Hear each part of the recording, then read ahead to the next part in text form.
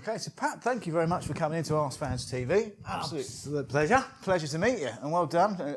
Obviously, we just had a little bit of chat about your journey, so thanks for making it. Yeah, it was tough. It was tougher than I expected. One flight was delayed 2 hours, so we would have missed the show completely. But got on another one, so well done, that company. Good determination. Let's talk about Chelsea first and foremost. I read an article recently that you said that Zappa Costa and Drinkwater were musts to buy for Chelsea.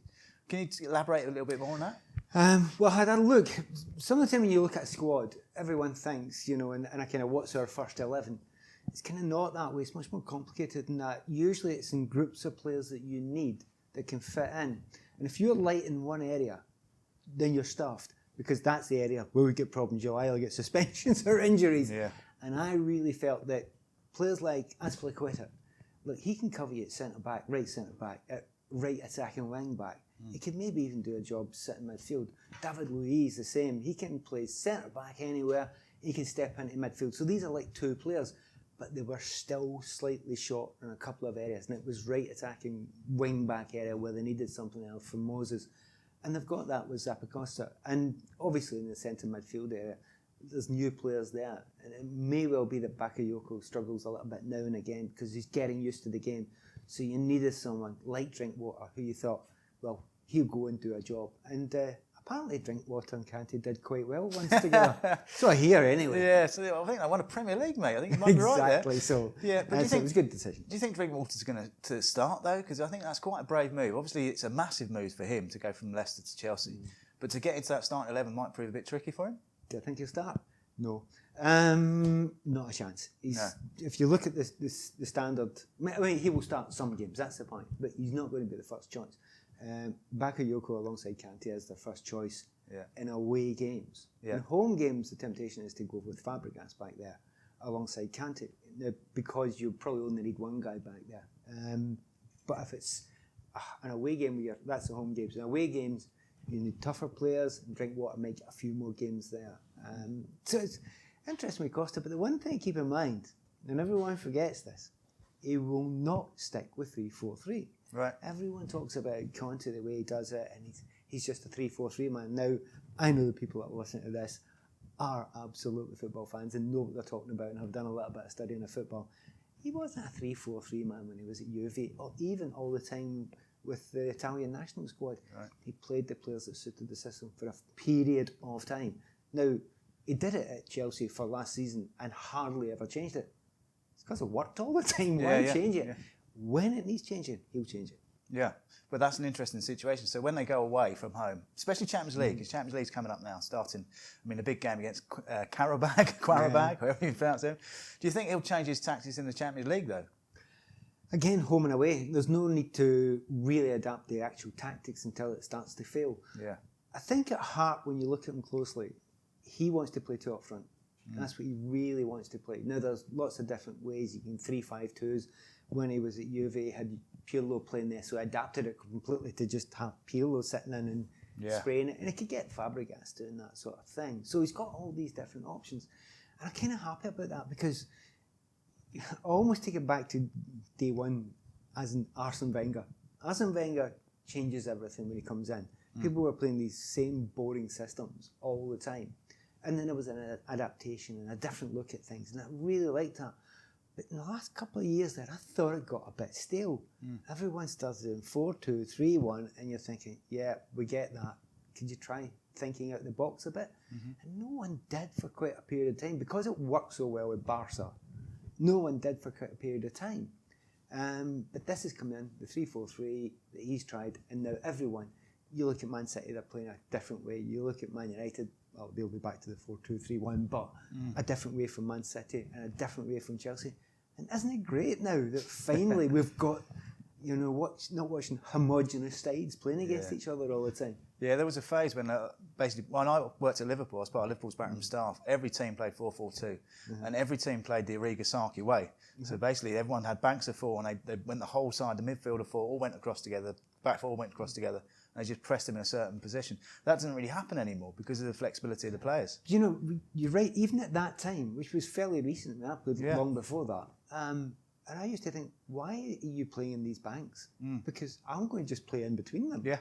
And with international football, we all did that. So you you'd be playing in, I have to say, I say a thing that's almost sacrilegious. I couldn't stand the Premier League when it started. I thought it was awful. I thought it was just big, strong guys crunching each other. And the only decent players was the odd great player brought in from abroad. But it was being so brilliantly, and there was United were a good team at the time. But I thought it was pretty dire stuff. Yeah. And it was so unimaginative. And that lasted a long time. But then as it adapted, as people changed different things, I think it's got better. And it needed, I have to say it, more foreign coaches to come in and move it on a little bit. That's not to say British coaches aren't capable. They are. I'm slightly biased. I think the Scottish ones are quite good. Were quite good for a while there. Yeah. But we needed a bit more adaptability to it. And we've got that now. It's good. Well, I think that's an interesting point because it seems to be the time of the super managers, as it were. I mean, the Premier League is, for example, Klopp seems to be one of the biggest managers in the world. Pep, Jose, Arsene still. Well, that was a face. You didn't like that. No, a thought popped into my mind about Jose. And last time I interviewed him, I had to do an hour's interview with him. And you know what he's like? You're kind of walking on eggshells slightly. Yeah. And I said to him beforehand, I'd like to ask you about tactics and technical side of the game, about what you did at Real Madrid against Barcelona. I think I said something very technical. And he goes, yes, that's what I did. That is how I beat the Barcelona. I said, well, can we talk about that? And he went, no. I went, oh, that'd be gold dust. And he goes, no, the Spanish press are after me. Okay. Start the interview about a minute later. Okay, in the widest sense, how did tactics change over the past 2 or 3 years, Josie? In a wide sense. When I was at Madrid, what I did was this to Barcelona. And I'm going, I thought you were going to talk about that. It was gold dust. It was fantastic. An hour after the interview, you cannot use that. I was like, oh come on, Jose. Devastated. I was absolutely, but Josie's great. Josie's hugely intelligent. And anyone who could find a way to stop that Barcelona team, which he did quite often, that's kind of genius because they're the best team I've ever seen. I think watching, it's only 4 years, it's only 4 weeks old, the Premier League at the moment, but I still think, from my point of view, I think Manchester United are going to be a team to beat, don't you? Well, I backed them. That's who I thought from the start. Jose knows how to win leagues. And you just look at that core. The core's exactly, I mean, if you remember the Chelsea core, when they had Terry, and Lampard through the middle, Drogba, a big goalkeeper. Yeah. I'm not saying those United players are as good as those guys, but if you look at Pogba and Matic, and Zlatan was there, but now you've got Lukaku. It's just that pure power through the central areas, and he's got it in wide areas as well. And he kind of knows how to do it. So I'm not saying they will win it, absolutely not. But if I had to put money on it, that's where my money would be. Whereas, my heart would say Man City, they're just such a delight to watch. I mean, again, you have to own up to your biases in this game. And if I had a choice, in the last 10 years, I would watch David Silva before anyone. Yeah. Absolutely before anyone. Yeah, he's really on form already. Yeah, and he's got to get his hair back again. It does look odd. Doesn't it? Yeah. I remember watching the first game and the commentator said to Silva, and I went, he's not playing. No, I forget it's him. I think it's someone like Zabaleta. No, he's gone. Might have worked in his favour though, because obviously the midfielders aren't picking him up. Yeah. But anyway, I'd watch him, and obviously De Bruyne has started brilliantly. Yeah. Aguero's doing a few technical things just now, which are pretty out of this world. Yeah. Really, really special at the moment. But then, if you're a striker and you've got those guys around you, you're going to get chances. Makes life easy. You just need to do the eyes. Yeah, with the runs as well. I mean, some of the runs and the threaded ball, De Bruyne's ball at the weekend. Have a close look at the 3 or 4 seconds before every run, if you can get on him. Right, his eyes. Have a look at what he does. He does this brilliant things. Incredible. Well, managers, obviously, it's a very precarious position, as we know. Frank de Boer has already been sacked 4 games in. Good decision? Only decision, I'm afraid. I think so. Only decision. What he was trying to do, it's like anyone who's old enough would remember years ago, infamously, Wimbledon changed football in England with this big thump up the park and charge at everybody. They were horrible. I'm telling you, horrible to play against. It's almost like walking in a dressing room and say, right, next year, last year, playing like Barcelona. Yeah. Well, they can't do that. And he's kind of tried to change this thing in the middle of the start of a Premier League season with not the right individuals. And it's an experiment. You can experiment in the Premier League. But you'll end up in the Championship. Yeah, well, unless you've got lots of money. It was interesting to me because obviously, I mean, I've got the UEFA race, so I watch football. I don't watch it as a fan. I watch it as a technical point of view. Probably not anywhere near to the level that you do, but I do watch it from that side of things. And I just couldn't see anything different. I couldn't see anything that was remarkable, tactical, or just awareness. You know, whether he's not got his point across or. Well, part of it is he would want to get his methodology in place. Yeah. But you need to be brave enough to follow it through.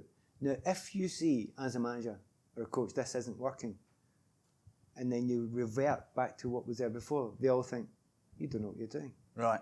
And you're just asking us to do something that somebody else was better at anyway. Yeah. Like Big Sam. Yeah. And you're kind of in a no-win situation there. There's also another thing, and it's kind of a touchy thing to say.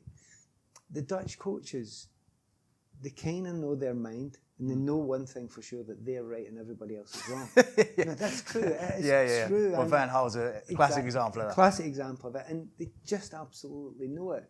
And now and again, there's this line between confidence and, hey, work with me, kind of thing. Yeah. And a lot of the Dutch coaches haven't been absolutely great. Now, whether he was like that or not, I don't really know.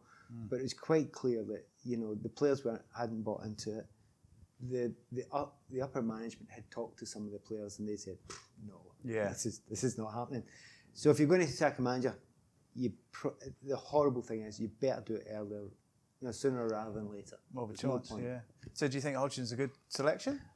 Yeah, you know, the people that know his technical knowledge is great. Yeah. You know, he had a stinker at a time with England, the last championships. We all know that, but his technical knowledge of the widest parts of all of the games throughout Europe generally is good. And he will kind of get the best. I mean, if, in that situation, the best man would have been Sam. Yeah, well, without a shadow of a doubt. I agree. I was very surprised not to see him. I think it might have been just a little bit too early for Sam to come. And I just don't think he wants it. I think he's done that. Been there, done that. Seen it. Why do it again? What am I going to do? Fight all season and just about keep us up? There's kind of no joy in that. You know, for him, he doesn't need the money. You know, he's cruising. He can just do his speaking things. By the way, I'm one of these people who have no idea why he was sacked by England. No, I don't get it. It was an odd situation, wasn't it? I think that might have just been a reason we can get rid of him.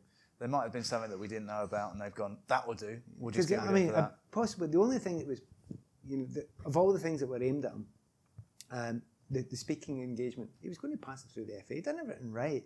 He was asked about how you get around and transfer. If you'd have asked me, I'd have told you the same thing. Yeah. Everybody knows what you do. He's not telling you how to do it, or I do it. He says, that's what happens. Yeah. So that was fine, but maybe the things that were said about the royal family, and maybe that was a tricky one for the FA. Yeah.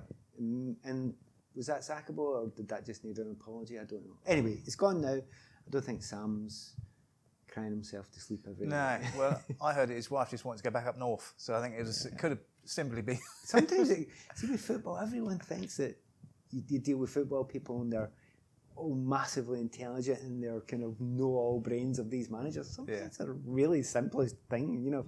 Is the reason for something happening. Human beings at the end of the day. Exactly. Yeah, it doesn't matter where the job is. If you don't want to be there, you don't want to be there. Mm-hmm. All right, interesting. Let's talk about, you've never gone into management yourself. Is that something that you've regretted or would like to do? No, I had the opportunities to do it, but I never wanted to do it. Right. I think it's a stupid job. Okay. Time you get, the time that you get, the chances you get. Yeah. I have a suspicion there's loads of great managers out there, loads of them.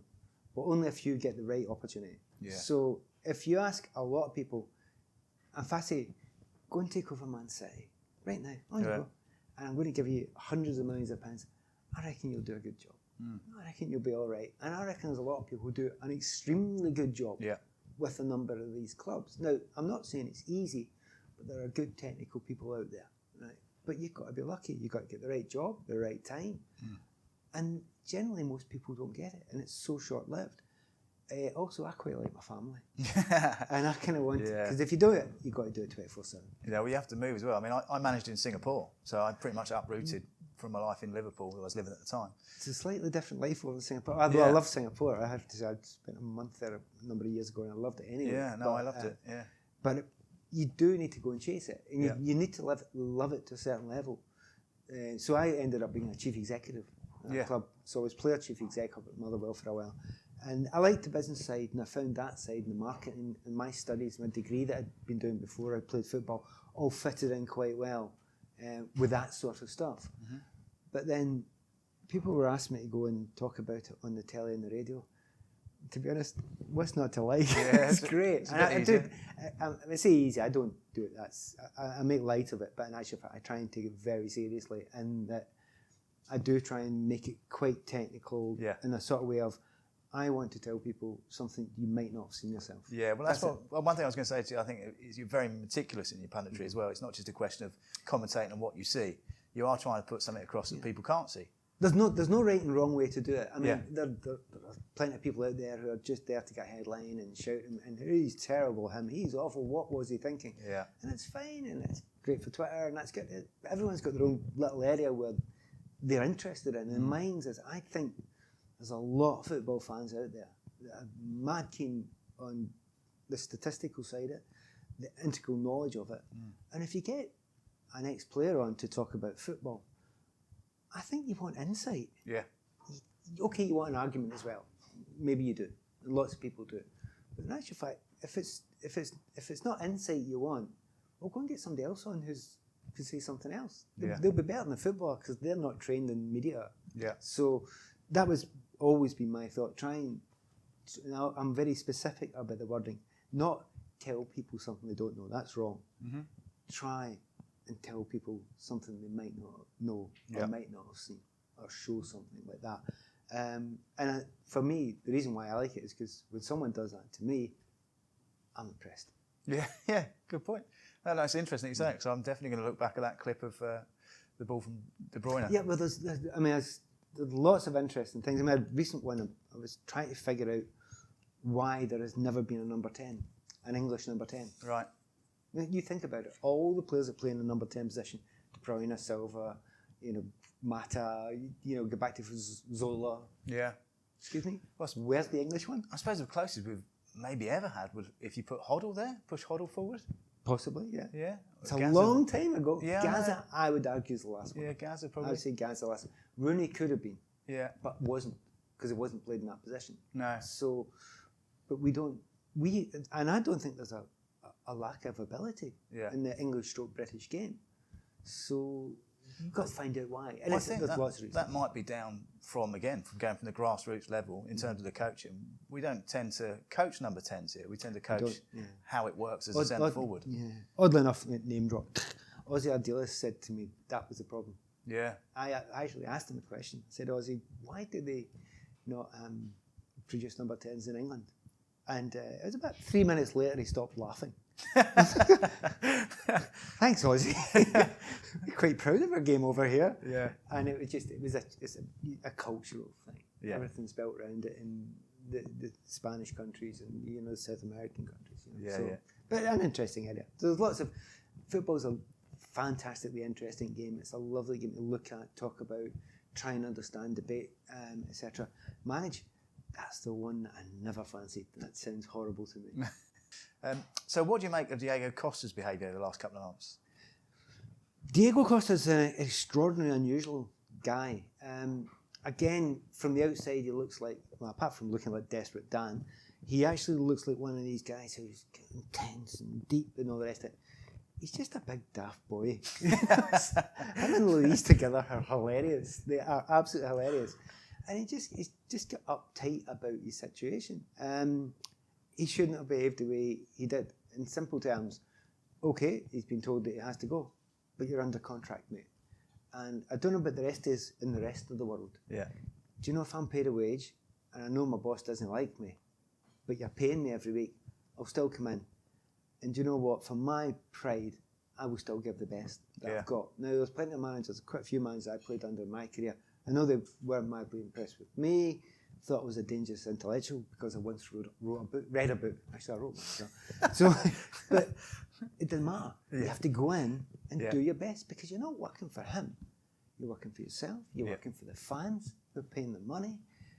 And that side of it, I don't allow footballers away with that. I was always an outsider within football. And you come into it and they've forgotten it's a job. It's more than a job. It's lots of other things, but it's a job as well. You should give the best of what you've got during it. Now, if you're a bit miffed about something, tough bananas. You're getting you're getting extremely well paid now. So, Diego, come back, Diego. It's always forgiving, and if you go and put the effort into it, you know what? You'll get a great move in January, and Chelsea will have a great time between now and then, and so will he. Simple. Matic, just gone to Manchester United from Chelsea. Were you surprised that Chelsea sold a player of his stature to a contender for the rival of Championship? The contender of the Championship's the interesting thing. Selling Matic and getting Bakayoko in, it's very like for like. Yeah. It's really like for like. Remember, Matic didn't play absolutely every game. It's not to diss him in any way at all. He'd been a great player for Chelsea and he'd done a fantastic job. But Bakayoko is very similar, and he's a lot younger. And maybe that's the difference.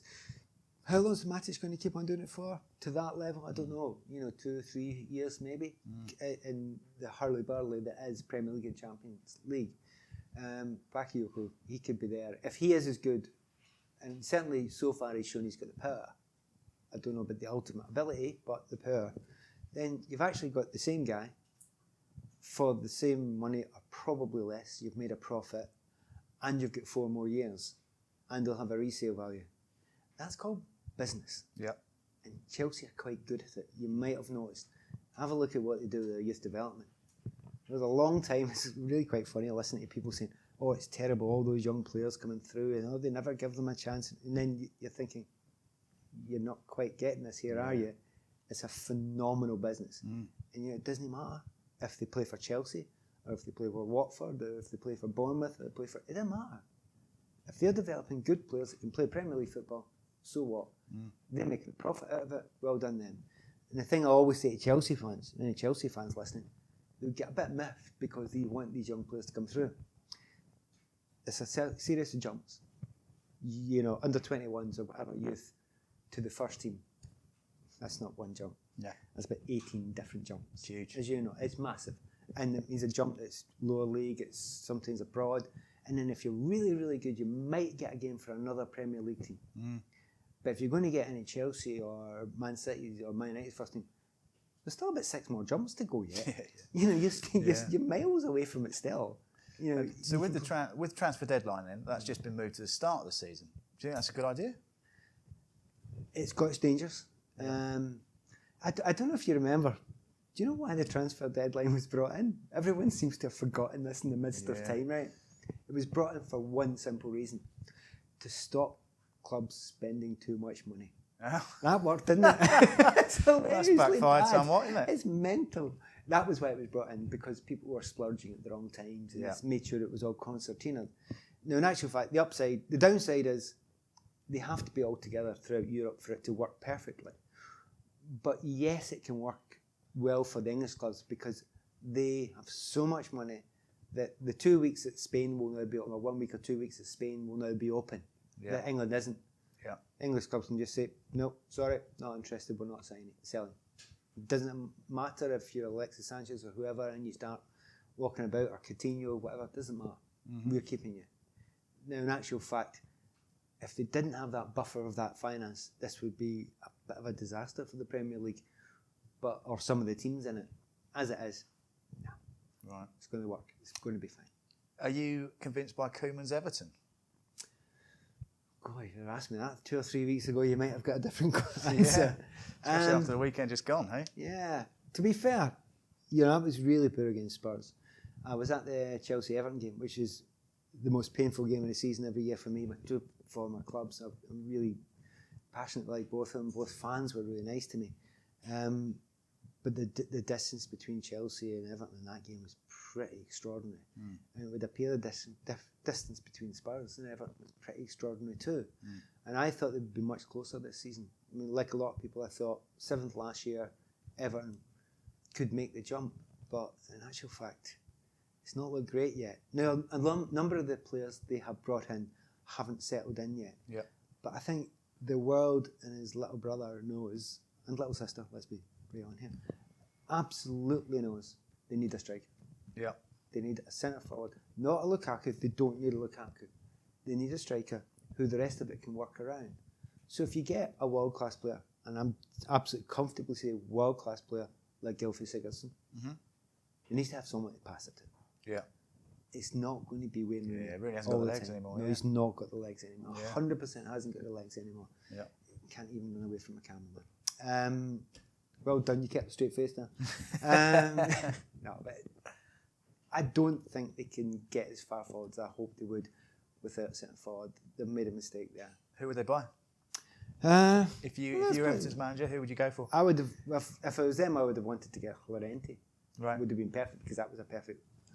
But they should have lists of centre forwards around Europe. Yeah. You know, they're hard to get. Chelsea tried to get another centre forward and they couldn't. And they get plenty of money. So it's easy to say, you can get a centre forward, but he's got to be any good. Yeah. And certainly, why throw money away? Why throw 40 million away if it's not worth it? So they'll make do amends for the period of time that they have to just now, but there's one area that's not right, and they need to sort it out. Let's talk about Scotland then. Are they heading in the right direction, do you think? Squad selection as well? No, I've always been, I've been one of these people who's never budged in Gordon Strachan.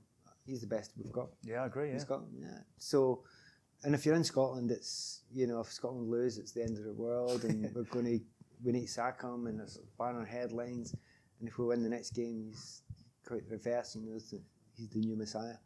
No, he's a good coach, and he's doing as well as could be expected with the group that he's got. When I say limited, I mean in a top international sense.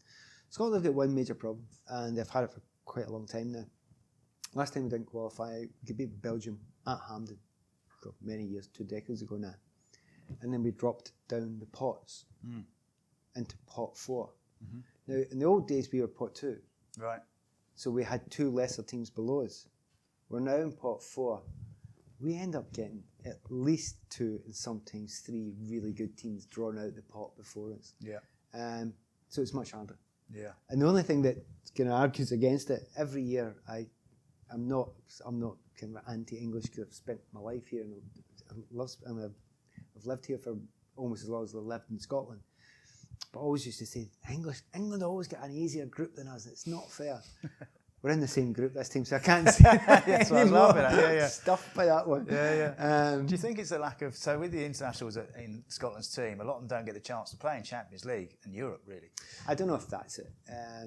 Half the teams, 5/6 of the players played for Celtic, played in the last Scotland international game, and they did quite well actually. Yeah. Now that you say it, but in actual fact, it's the other nations they've improved. Yeah. We've had ups and downs.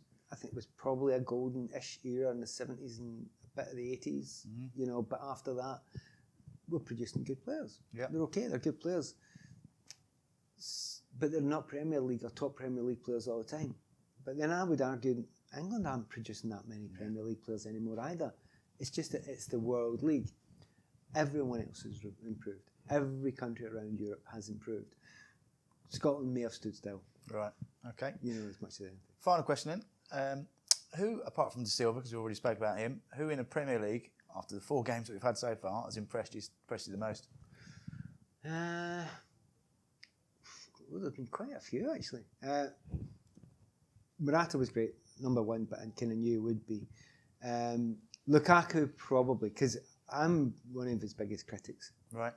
And an old manager used to say to me, he used to shout and ball and scream at me all the time. And then after about a year, he grabbed me to one side and he said, "You do realise I only shout at good players.